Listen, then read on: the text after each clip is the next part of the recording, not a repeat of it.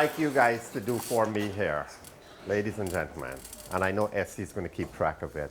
My crutch word, if you guys haven't figured it out over these past few days, can anybody tell me other than Essie? What's my crutch word? What? No. Right. Right. Everything is right for me. Nothing is wrong. Right? It's not a good one sometimes when I put them in sentences that it doesn't even belong. You don't always have to be right. You know, I'm in the right frame of mind. That's the correct way to use it. We're going to be talking about strategies for effective coaching and mentoring. And this presentation you're going to see this is actually my presentation that I incorporated some Toastmasters stuff inside of it. Because I feel when we learn things and based on the sessions I did, you know, what's in it for me? Everything that we do in Toastmasters, we can relate back to something, right? And we need to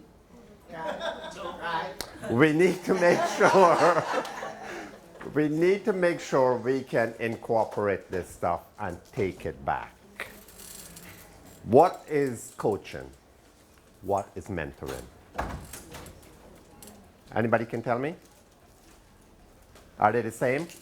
No. What's the difference? Oh,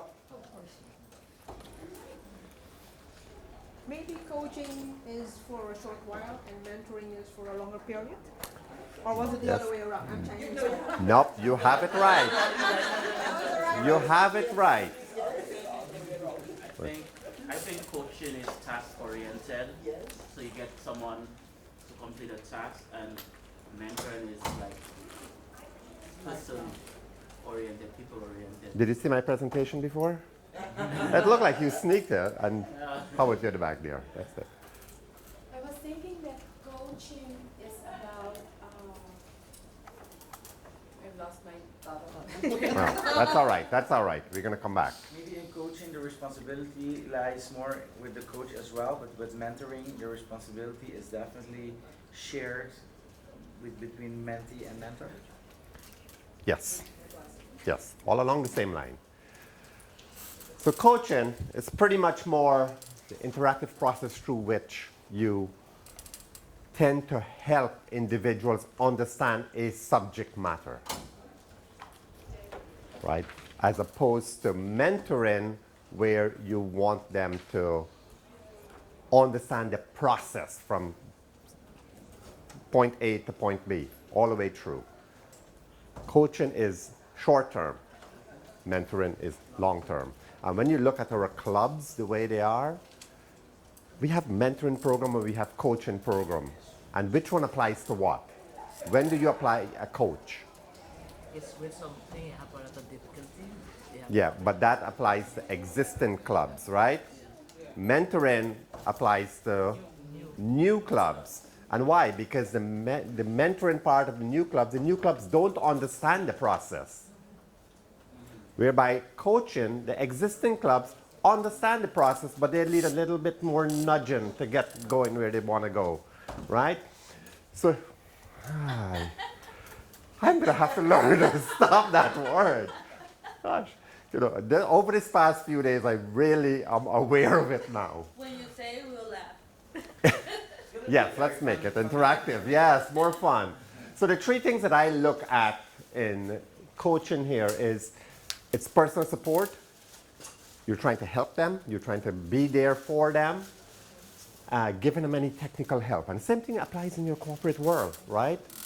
If you're coaching a person, you want to make sure that they're involved in that stuff. And the challenges, any challenges that individuals have out there, things that they can get better at, the tasks that you want them to do, show them how to get it done and let them do it. Mentoring, we talk a little bit about this, right? The difference between the two is how to get them to understand the entire process. And the components here are mentoring help develop those skills, those tactics, the way you're going to get around to making it happen. It addresses the entire person, not just the scope of the project. The new person comes on board, the club comes on board, you need to work with them to help them understand the process. Understand what Toastmasters is all about. Show them. Show them how to run a meeting. They may think they know how to run a meeting, but if you as mentors don't help them get there, they won't know how to do it effectively. Remember my formula that I mentioned yesterday? Anybody remember the formula? QC is QM. QM equal QC. yeah, that one. And I stole that from one of the division directors, the guy who replaced me. And his mantra that year was quality meetings equal quality clubs. There we go. Right? You cannot have a quality club if people walk in there and see you not having quality meetings. You can have a packed room of people in there, and if a guest comes through that door and see you guys, they're not doing anything, do you think the person is going to come back? No. First impression matters, right? Again, one of the other speakers mentioned yesterday that you don't have another opportunity to make a first impression. You better nail it the first time, because there's no second opinion there. So we want to make sure we can differentiate the two. One is task-oriented, and the other one is more skills, getting them to where they need to be. Couple of key differences between these things. You have, for your initiatives out there, things that you want to work on, the coach direct the learning part of it. They want to make sure that they can get where they need to be. The mentoring is the person who gets them there.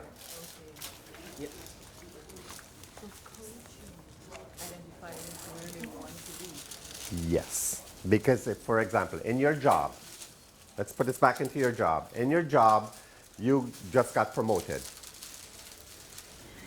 You got promoted based on some skills you may have or the knowledge of doing that function.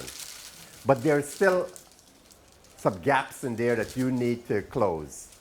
Maybe leadership skills. Maybe how to lead the project as a whole. So you're going to have a coach assigned to you that will help you close that gap. They're not going to do it for you. They're going to show you how to get it done and impart their knowledge into you. The mentor, on the other hand, a new employee comes on board, a new club comes on board, you sit with them and you show them the entire process. Again, when you first started working, when you got on that job, you didn't know pretty much nothing about the job, right? You knew what they hire you for, but you don't know anything about what it is that they expect and where to start. So somebody has to sit with you and go through those steps, one at a time, and then say, okay, here's the time frame that you have to work with. Now you go. Yeah. And you're going to become a coach for somebody else who comes on board. So the mentor can then become a coach. The duration, that's a key one that I need you guys to focus on, because the duration of a coach is not forever. Right? In your corporate world, you got it. In your corporate world and in your Toastmasters world, they are not forever. A coach in the Toastmasters world is for how long? 6 months? No. 6 to 8. No. By reaching the goal. By reaching the goal, at least they give 2 years. 2 years or reaching the goal. A mentor is 6 months. But this is long though. Yeah, but for new clubs, we don't want them to go on forever and ever, because these people got a life, right? We have things to do. Right? Yeah. Because of the nature of mentoring, especially if it's individual mentoring, there's usually a relationship which develops. Yes. Even though the mentoring relationship has ended, the friendship remains. Exactly. You develop that friendship, you develop that bond. And you want to see the individual succeed. You want to see a club succeed. And you know if you're going to spend your time and you're going to invest your time in helping a club get better, you are going to, regardless of whether or not your mentorship term is over, you are going to want to stay with that club for a little bit longer. And I would encourage all of you, new leaders in here. We talk a lot this morning. Guys talk a lot about the team effect. We want to make sure that you stay true to what your commitment is. Let your clubs be successful because you are serving as a mentor to them to get them to where they need to be.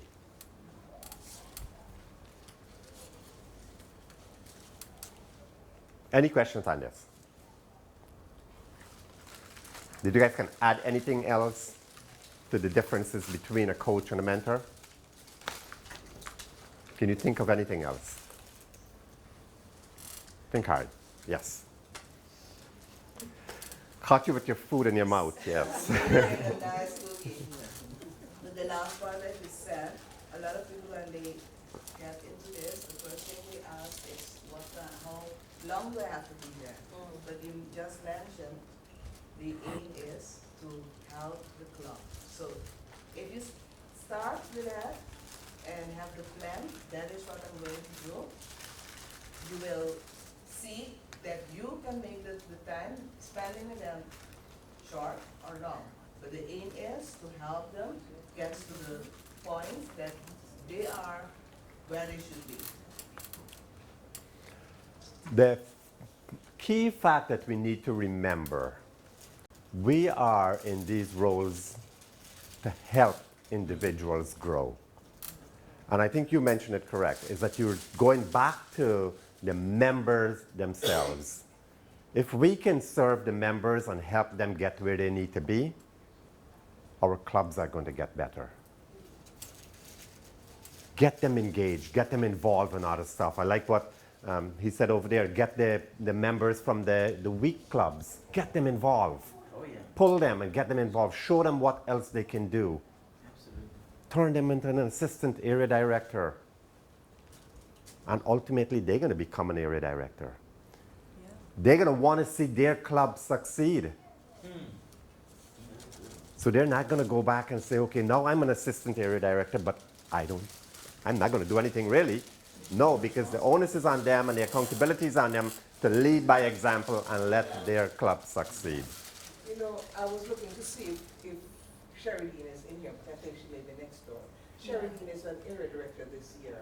One of her clubs, Cool Vibes, that was her original club, Wayne. And at the time, Sheridine was actually EP Ed. And Sheridine was frustrated because she didn't know what else to do. She became an area director, and I was involved in part of her training and acted as a coach. Today, Cool Vibes is reinstated with 8 members and planning activities to grow their members. And I thought, this is exactly what you're talking about. When you bring someone along, they get the courage they see where they can make a difference and do the things which are necessary to bring others along. Exactly. That is what you need to do. And in here, how many of your clubs that you belong to right now? I know some of you belong to like 5, 6 clubs, right? There's Superman and Superwoman in here. But how many of those clubs are struggling? And be honest with yourself, right?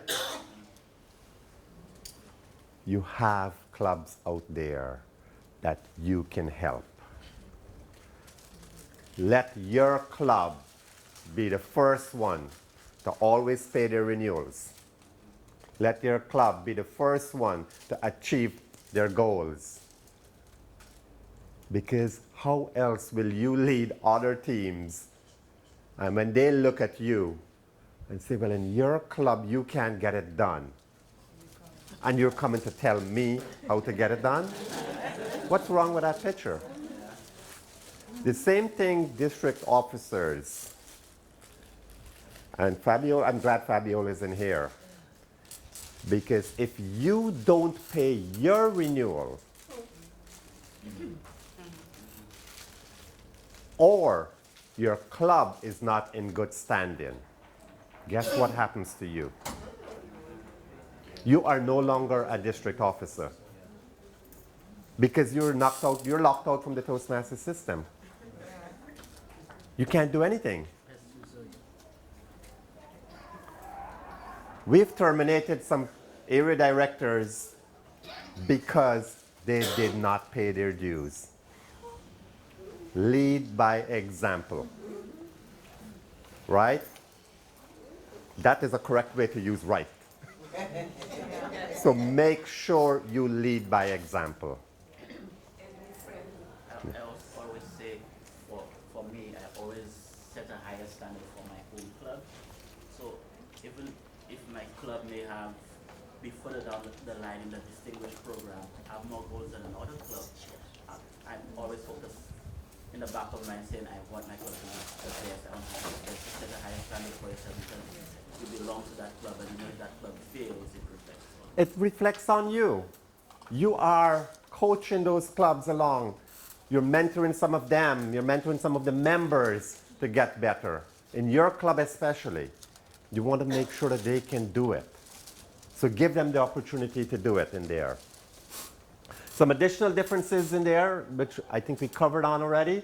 Mentorship is a relationship, right? You're building those relationships. I think Essie mentioned that. You're building that stuff. By the time you finish with that project that you're working on as mentoring somebody, you may become best friends with those individuals. You may want to join the club that you just mentored because they are so good now that you're going to want to be a part of that.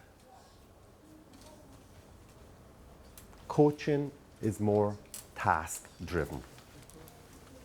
Get the job done. This is how you're going to get it done. So where would you apply some coaching skills in your club? Maybe coach a speech contestant. Coach a speech contestant. Yes. Show them what they can do to get better. Like we saw the international speech there last night. Now that we are recording these things, one of the things they need to learn how to do better is they got to use that camera to their advantage. Because guess who's judging them? Not us in this room. We judge them and we pick the one winner. But it's a group of people now looking at that video, that recording, and see how they perform. They were not in this room. They don't know anything. They don't know how they use this entire stage. All they're seeing is through that camera lens.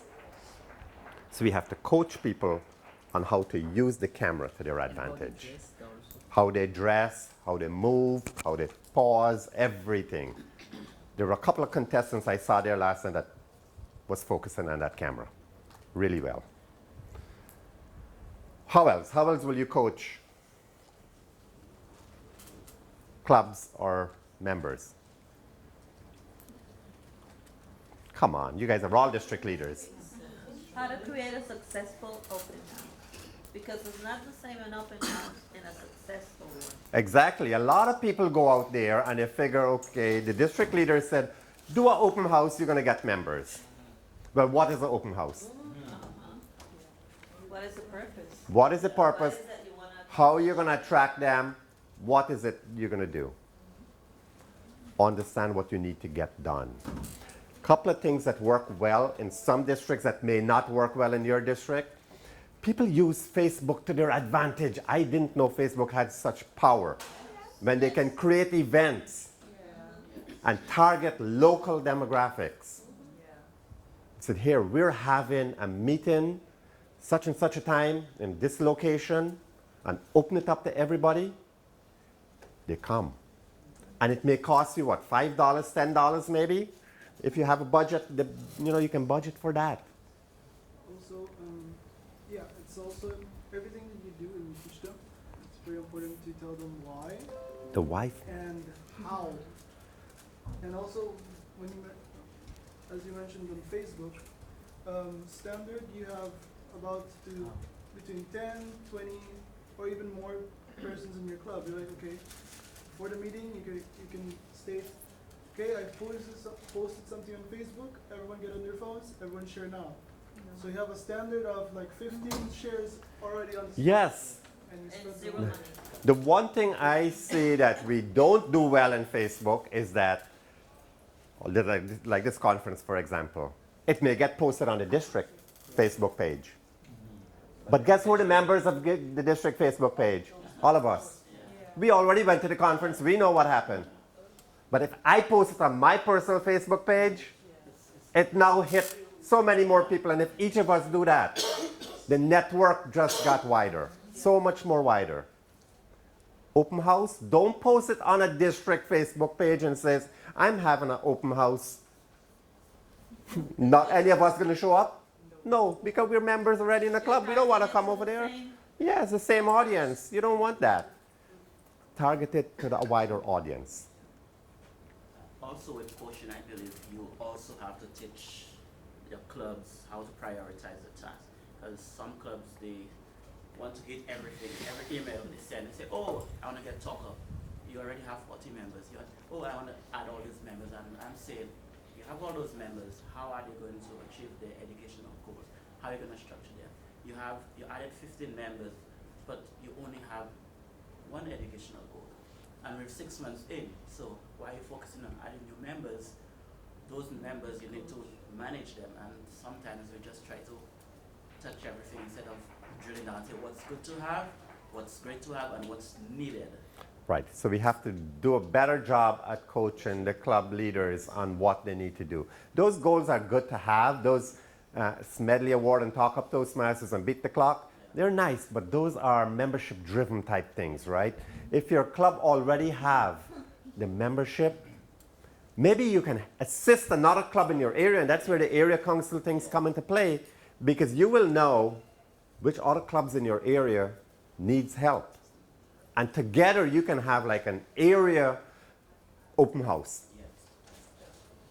Members come in, the guest comes in, and you point them to the club that they need to go to. But you have to also make sure, if you're going to do that, the club that you're directing them to is ready. Ready with quality meetings. And find out the reason why they lost these members in the first place. Are they going to lose these new members the same way? Or are they going to have a strategy to keep them? And that's where you guys come into play, is to help them define that strategy. That's where your coaching part comes, your coaching skills come into play. Somebody had their hands up. Yeah.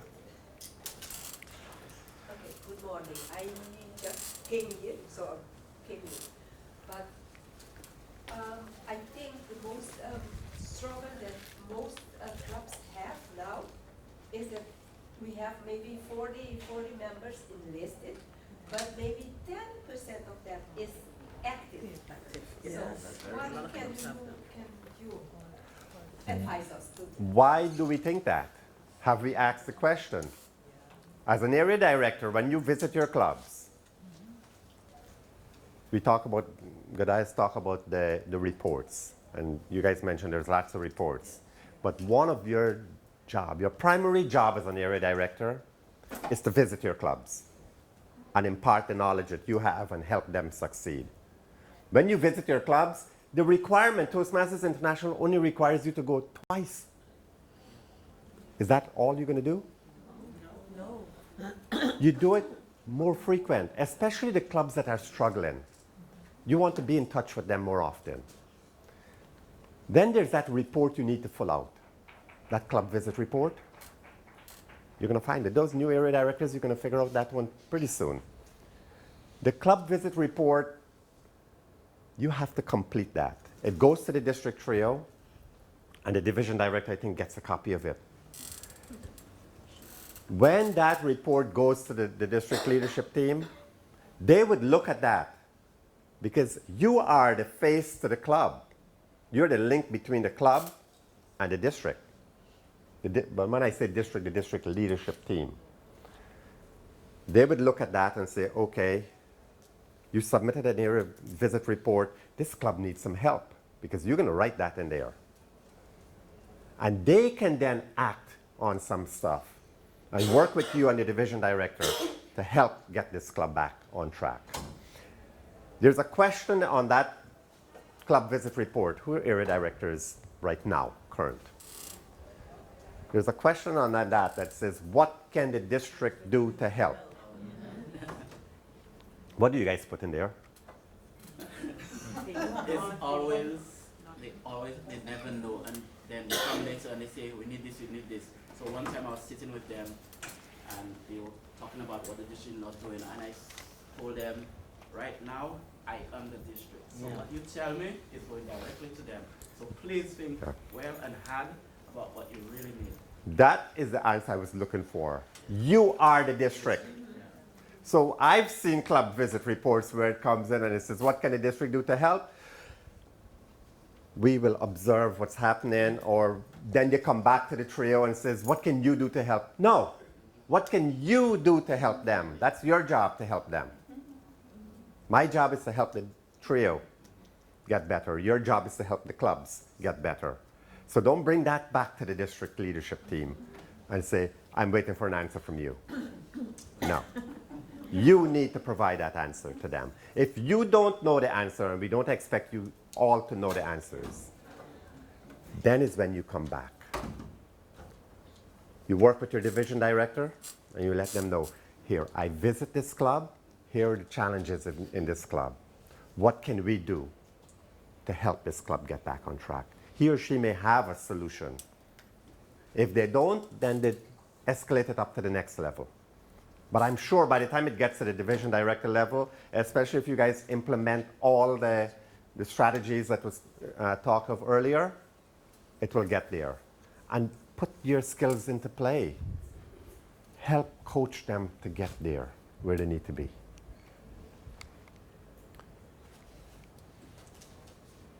Is Wait, this being on video right now? Maybe. Because this every AD should. I would have loved to have this when I started as the AD, and I want to do. I want to do over now. Well, you guys can all do over. I know there's quite a few people in here who are not even have not put their hands up to be area directors, but they're in here because they're in here for a reason. They want to be ADs. So we have our district leaders at the back there looking at all of you and taking the names, because all of you are going to leave here either being an AD before you get back home. I think we cover most of those stuff in there, right? When companies look for, why they look for mentors versus why they look for coaches, to get them out there, to get them involved. They want to develop their employees. They want to develop their teams. You want to develop your groups that you have there. Teamwork is so important in this job that you're doing. That is why we couldn't stress so much more on it. All that can be a whole day session. Just building your teams and getting them there. So you want to make sure you can really work with your teams, mentor them to where they need to be. Do not find somebody and say, okay, I want you to be on my team. I want you to help me be a region advisor. And I go off, do my work, and I come back a week or two after and I says, okay, what have you done? And you're going to look at me and says, well, you never tell me what to do. Make sure you give them clear, specific instructions and tasks. What it is that I expect you to get done. Just like a job. You get your performance appraisal, you get your objectives at the beginning of the year. These are the things you need to accomplish, and you get follow-up. So don't create your teams and then throw them out there and expect them to know what they're supposed to do. Club growth is the biggest problem. That's the one where we see a lot. When you build that marketing team, you don't tell them what you expect them to do. Oh, we're going to grow clubs. We're going to get new clubs in there. But how do I do it? How do we go about getting this stuff? If you don't work with them and mentor them and guide them along the way.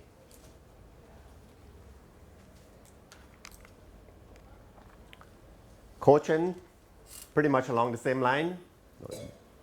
You get them the skills that they need and get them up to where they need to be so they can be independent and they can go off and do their stuff. And you don't have to follow them anymore. You coach them right and they move on.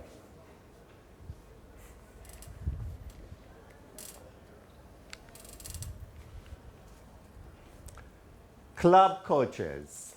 Yesterday, my presentation, I think I had 3 bullet points color-coded with the strong clubs, the middle, and then the red ones.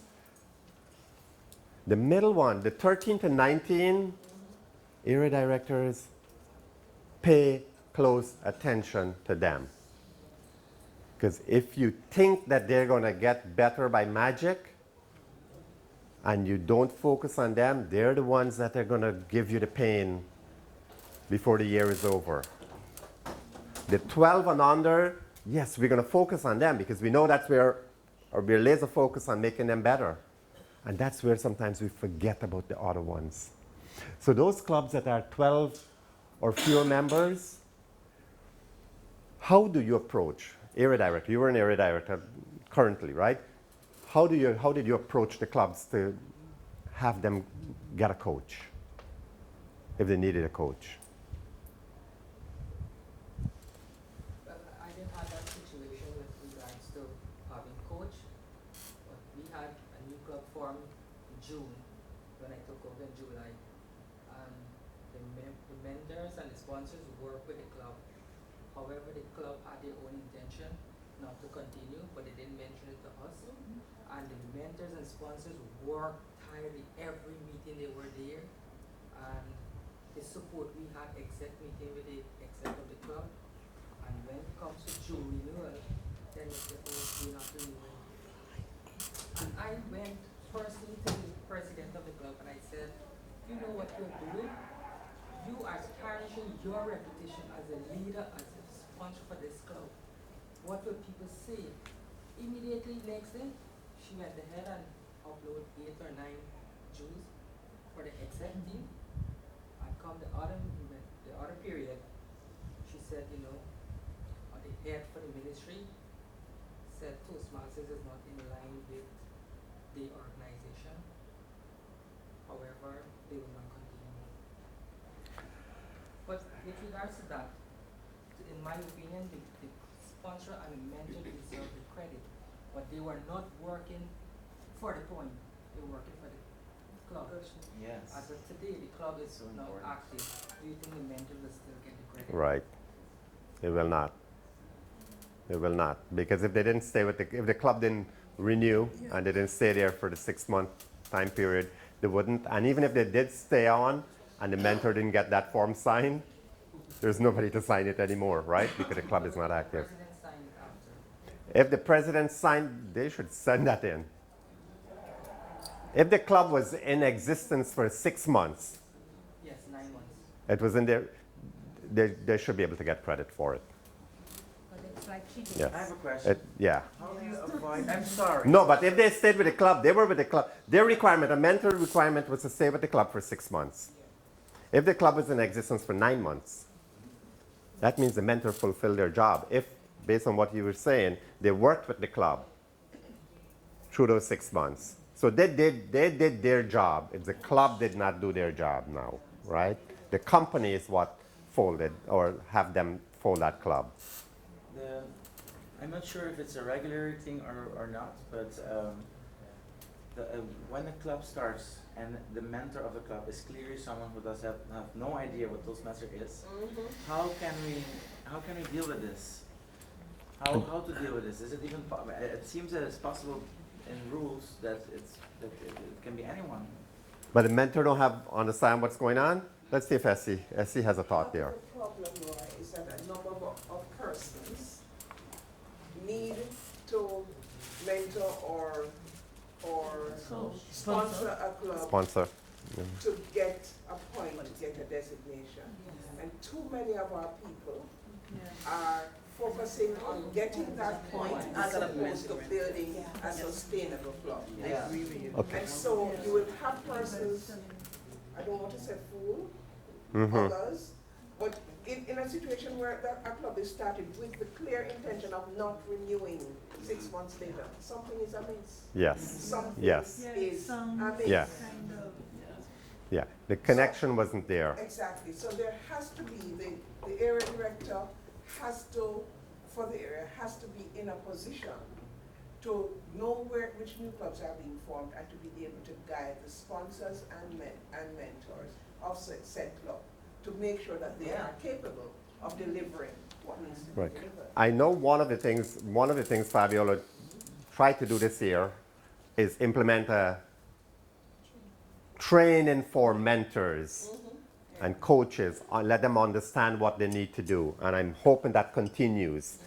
So before you apply, before a mentor or a coach is assigned to a club, they should know what they need to do when they get out there. So if, you know, Tom, Dick, and Harry raised their hands and said, yes, I want to be a mentor or a sponsor, they got to go through that process. And if they don't pass that process, they're not going to get assigned.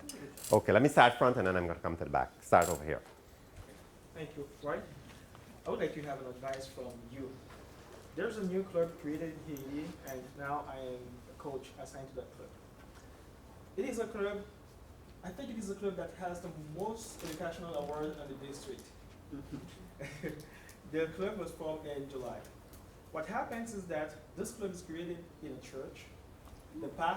The two main pastors of the church are the president and the vice president of education of that club. Their ladies, or their wives are in that club too. They are really devoted, enthusiastic Toastmasters. But the main problem with the club, the fact that it doesn't have all the members now, is the fact that they meet on Sunday at 11 in the church. That means at 11 on Sunday, it is not a time for us, for people to leave their houses or other churches to come to that place.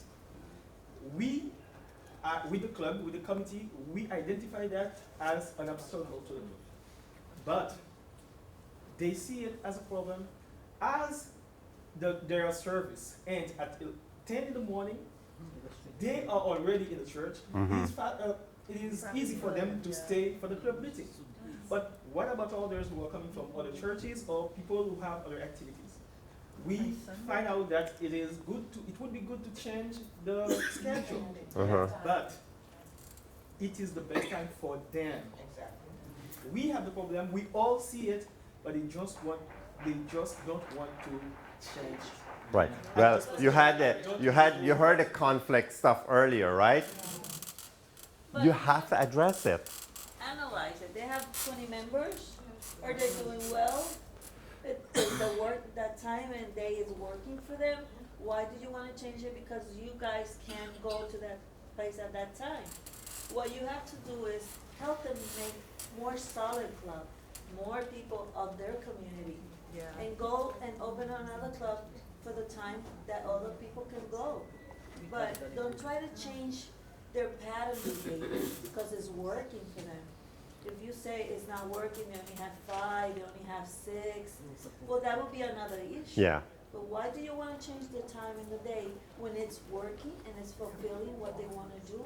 And it's another thing. I have a club in New York, and they have breakfast, and they get together at 6 in the morning.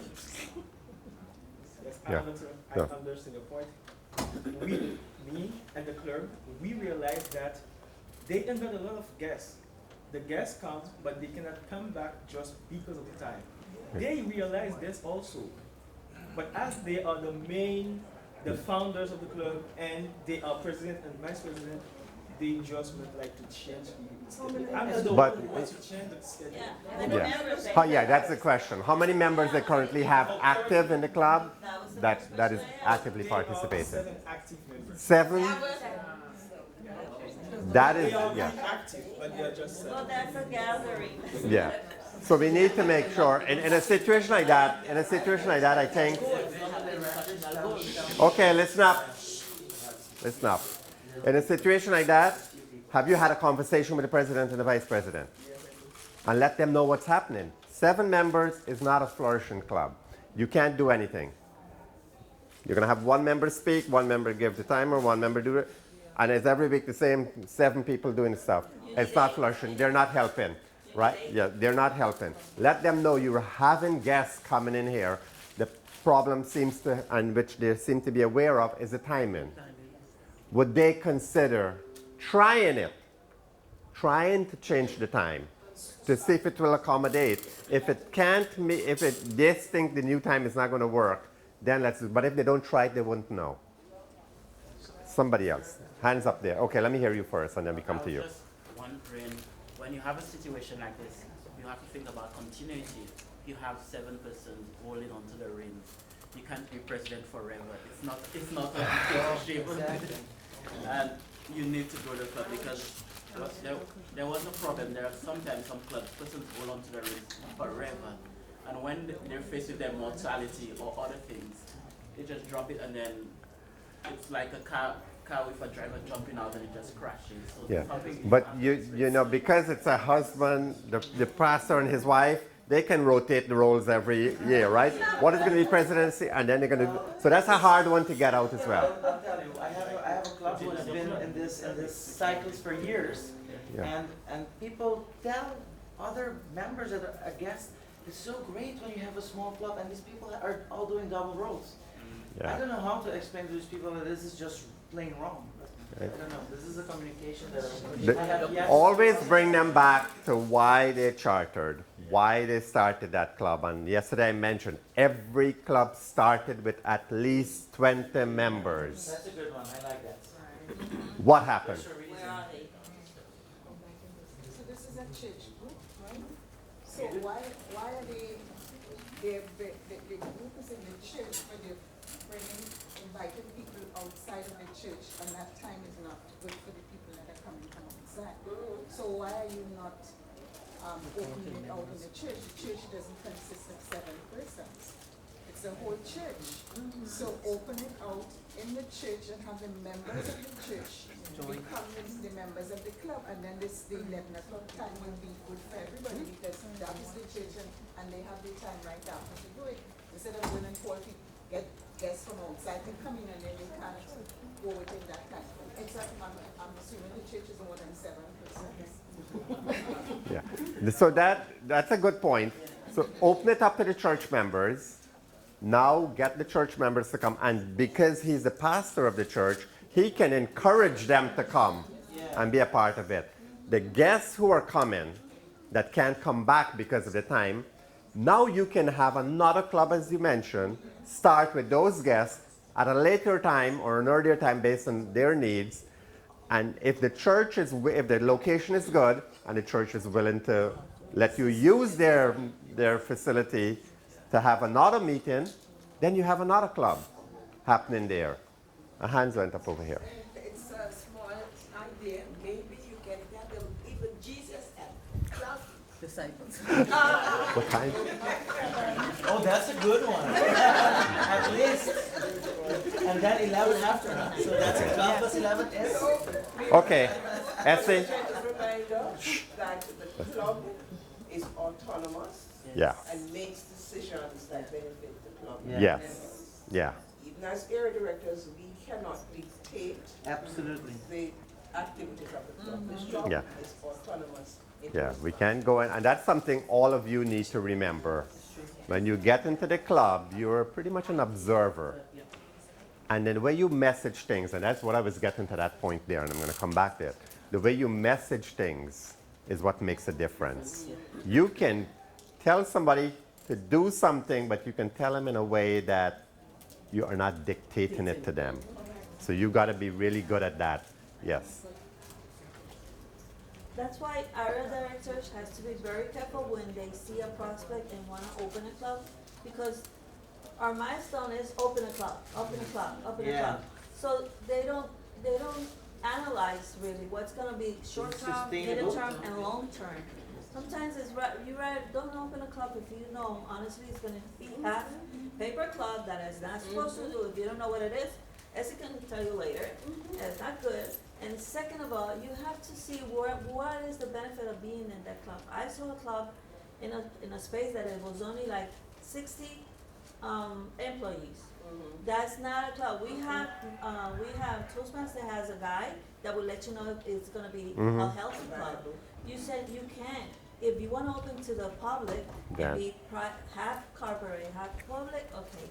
If only for the corporate, 60 people, eventually only 10 will go. Yes. Because they start going. You can't So get don't everybody. go to the club because you're gonna have a headache, and then when you leave, you're gonna leave a major headache for the other one. So always think about who's coming after you and what can you accomplish with that. But then you don't want the next area director to say, my past area director did this.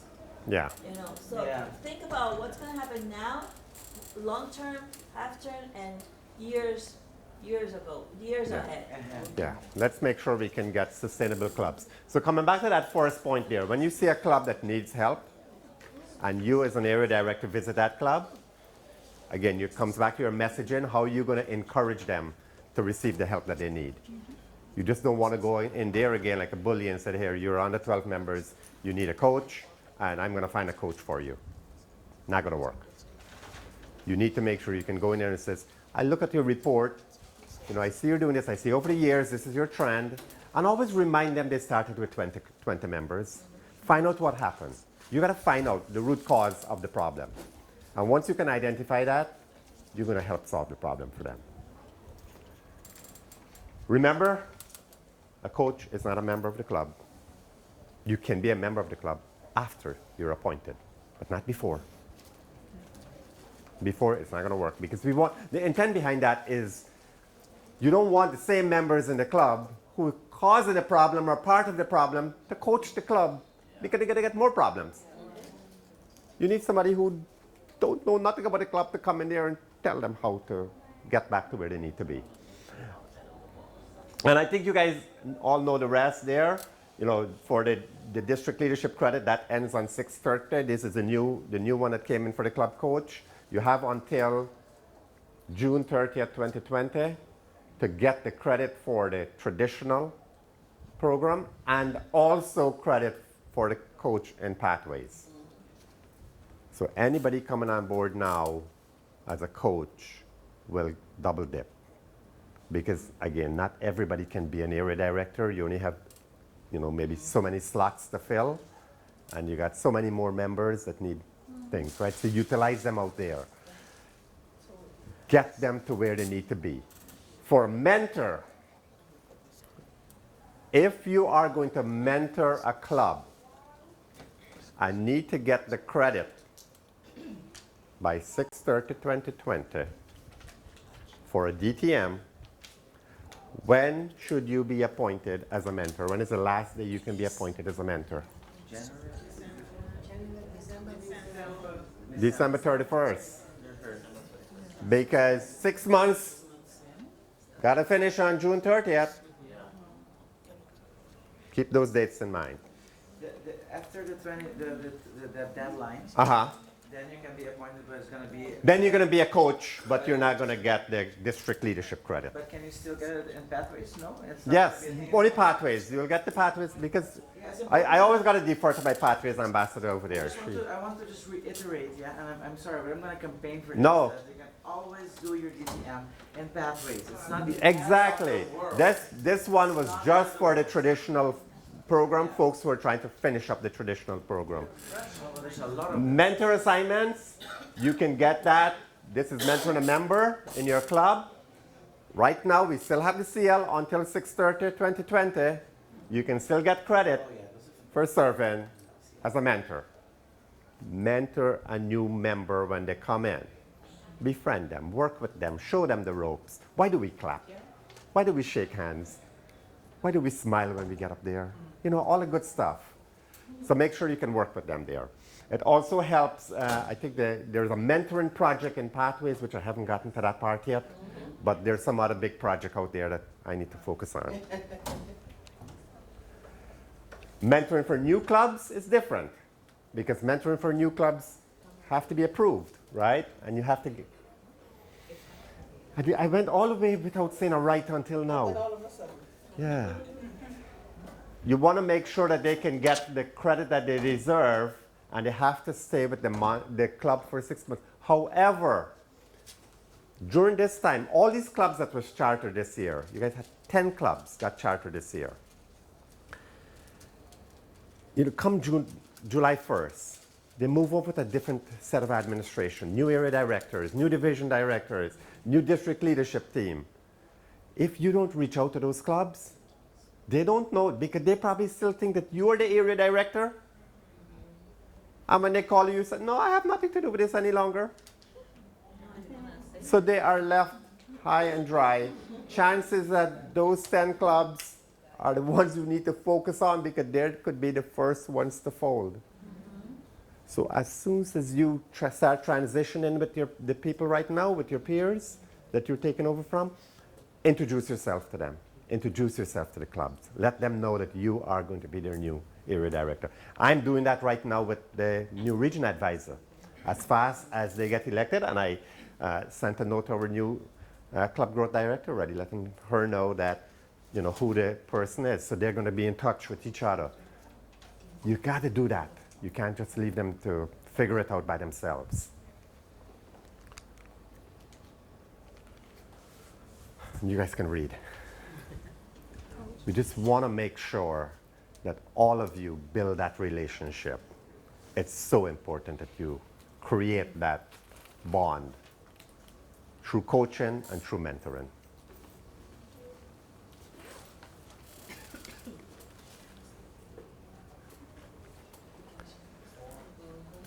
Success is gained just by sharing your knowledge. Don't keep it in here. Don't keep it in here, because when we all go down there, it stays there. Nobody's going to get it, right? Share it. Somebody shared it with us. Somebody shared it with us. Do your part and share it back with everybody. Yes, question. One, I'm from Cassis. We have a big club for 7 members. Early in the year, we decided we want to split this club. However, members didn't support the splitting. So we took 3 members out of the club and formed a new club. It was a bit challenging because the new members thought we were trying to break up the club. But we resolved the conflict. That was a major conflict. However, we still at 47 our 90% active members. Oh, We want to split the club because of BPN. She have so much person want to do speeches. And she sometimes get confused. Sometimes she get problem with the members because they're not getting the chance to speak. So how we should go about splitting the club? I may have my opinion, but we're gonna get from a couple of the other. The problem, listen up. My concern with, because you have 40-something members right now, you need to be very careful if you're going to split a club, that you have enough members to sustain 2 clubs. You just don't want to split them and one club is flourishing and the other one is going to go downhill, right? I prefer to stay with the 47 members. Make sure you give them, the members, the opportunity. How long do you meet for? An hour or 2 hours? So you should be able to get at least 5 speakers in a week. Open an extra. Yeah, or have a second meeting. When my club got chartered, we had 90 members we chartered with. And people encouraged us to say, let's have 2 clubs. We had a meeting in the morning and a meeting at lunch. 2 days, you know, in a week. Every week we met. So we had a Tuesday morning meeting, and then we had a Thursday lunch meeting. So who couldn't make it on the Tuesday, make it on the Thursday. But within a year, we dropped from 90 members to 40 members. So did you see if we had split the club, what was going to happen? You add one new day. So you have to be very careful. If you know you're going to grow the clubs to more members, then yes, consider splitting it and have them on separate days, on separate times, right? Then we're going to come back. We're going to have Fabiola and we're going to have Essie answer some of these things. One of the suggestions we have, like having another day, create the next executive within the club and give them the opportunity to work on the next day and see if on that day, if members start attracting, and then. Yeah, so you have an assistant to everybody now, because it can't be official, right? Yes. So you have an assistant, an officer board in place that is assistant to the current officers, and let's try it and see if it's going to work. Essie, go first, and then we come back with your. There are options to wanting to split a club, but splitting is not necessarily out of the question. Thank you. The thing is to make sure that everybody understands what is happening. The suggestion of having an assistant team is excellent, and bearing in mind that persons must understand that they're not going to get official credit. One club, one president. So the assistants will not get credit for that year. But it does allow for more persons to be participating. Another option, as you suggest, is to have a second meeting. Rather than having meetings twice a month, we could have weekly meetings. We could They have twice a month. they have weekly meetings. Weekly meetings already. 2 hours. Have a second meeting, 2 meetings per week. So that- You have a good problem. Yes, very good. You have a good problem to have. But you have to be very careful about splitting. And if you are splitting, you have to understand that it's 2 equal clubs, not CACIP 1 and CACIP 2. 2 equal clubs that are going to have their own goals and not necessarily dependent upon who is president of CACIP 1 to run things in CACIP. Right. If you're going They're to split, independent of each other. separate clubs. Yeah, because you can go in your mind and say, here, if you're with the original club and you split and go to the next one, you can't go to the next president and say, you're not doing what you're supposed to do. I don't like the way you're running this club. You mind your own business, you mind your own business. Stay in your lane. Over here, at the back there, yes. Yeah. Okay.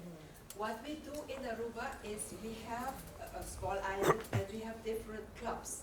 So we use the network of Toastmasters. If we have enough speeches, the member goes to another club, and there she performs her speech, and there she has everything in place, the evaluator, the A counter, everything. So we don't have to split the club. Just if there is no another, or what we also do is speechathons, and then Yeah. you can get Yeah. 7 speeches. There's lots of way around it, but again, keep in mind if you're going to split a club, make sure that you can both stand on their own 2 feet, and you don't want to lose them. Fabiola, you had a thing, and then I'll finish. Yeah. Okay. Yeah, we are. Yeah. One last question.